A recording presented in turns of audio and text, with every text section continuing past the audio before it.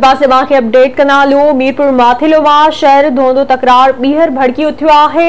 3 ॼणा मारिजी विया आहिनि जॾहिं त 1 ॼणो ज़ख़्मी थी पियो आहे। बिल्कुल नाज़रीन, धोंदो बिरादरी जा 2 ऐं शहर बिरादरी जो 1 नौजवान मारिजी वियो आहे। ॿिन्हिनि धुरियुनि में फायरिंग जो सिलसिलो हलंदड़ आहे जॾहिं त इलाइक़े में 10 का पकड़ियल आहे।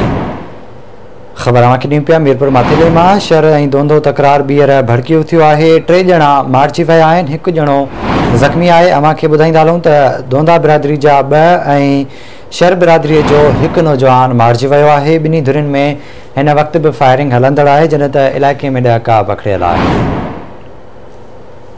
ख़बर अवां सां शेयर कंदा हलूं। अहम ख़बर आहे मीरपुर माथिलो मां धोंदो बिरादरी जा 2 ऐं शहर बिरादरी जो 1 नौजवान मारिजी वियो आहे। ॿिन्ही धुरियुनि में फायरिंग जो सिलसिलो हलंदड़ आहे।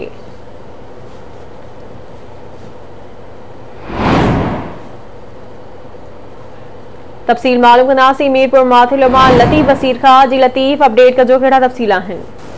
जी बिल्कुल, ही रोटी थाने जे अदाए कचेवर इलाइक़े में 1 दफ़ो ॿीहर शहर ऐं धोंदो तकरार भड़की उथियो आहे, जंहिंमें 3 ॼणा क़तल थिया आहिनि, जंहिंमें 2 धोंदू आहिनि जंहिंजा नाला आहिनि अब्दुल हनीफ़ ऐं 3 जेको आहे इलाही बख़्श मुशर आहे। इहे 3 ॼणा मारिजी विया आहिनि।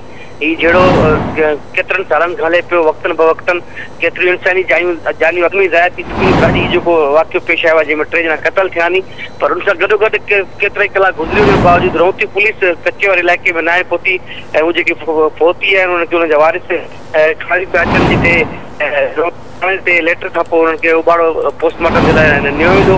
पर हीअ तकरार हले पियो जिते फायरिंग हलंदड़ आहे। ही शहर सील रहा धोंदो तकरार हलंदड़ हुयो, पर अॼु ही धोंदो ऐं शहर विढ़िया आहिनि जंहिंमें 2-3 ॼणा क़तल थी चुका आहिनि। जी ठीकु आहे लतीफ़, वॾी महिरबानी अवां जे तफ़सील खां आगाह करण लाइ।